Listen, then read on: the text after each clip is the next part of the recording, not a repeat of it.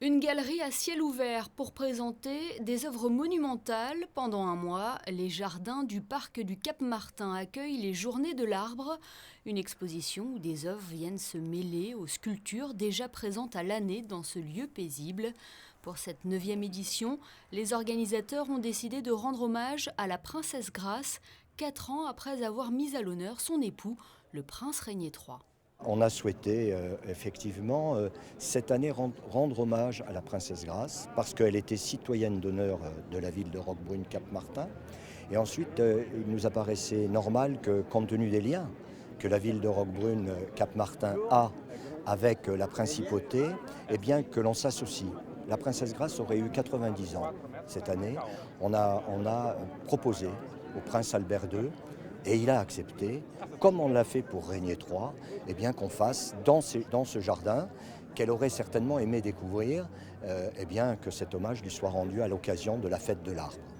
L'œuvre de Marcos Marin à l'entrée du parc ou celle de Yvon Kergal dévoilée par le prince souverain sublime l'hommage voulu.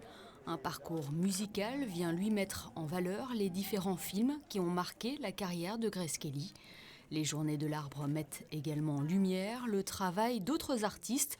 Une dizaine composent le casting de cette année. Parmi eux, Claude Collia et ses sculptures en acier. On a des mouvements comme ça, des axes montés sur des axes inox qui nous permettent d'avoir un mouvement très sympathique dès qu'on a du vent. Ce soir, on n'a pas de vent, alors je suis désolé, mais je suis obligé de l'actionner.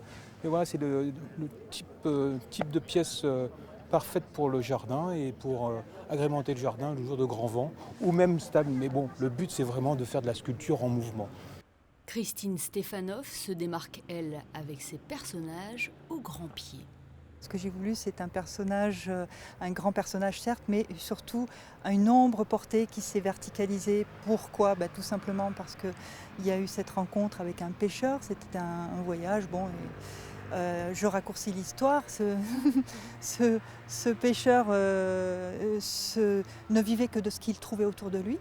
Et moi, j'ai eu cette idée, en raccourci, j'ai eu cette idée justement de récupérer des éléments qui sont devenus des collages pour les toiles, mais qui sont devenus des corps contenants pour les sculptures, et qui vont récupérer toutes les expériences, les rencontres et tout ce qui se passe dans notre vie, qui vont nous aider à grandir, à se construire. Amaryllis, Frédéric Lange ou encore John Martini complètent la liste des artistes présentés.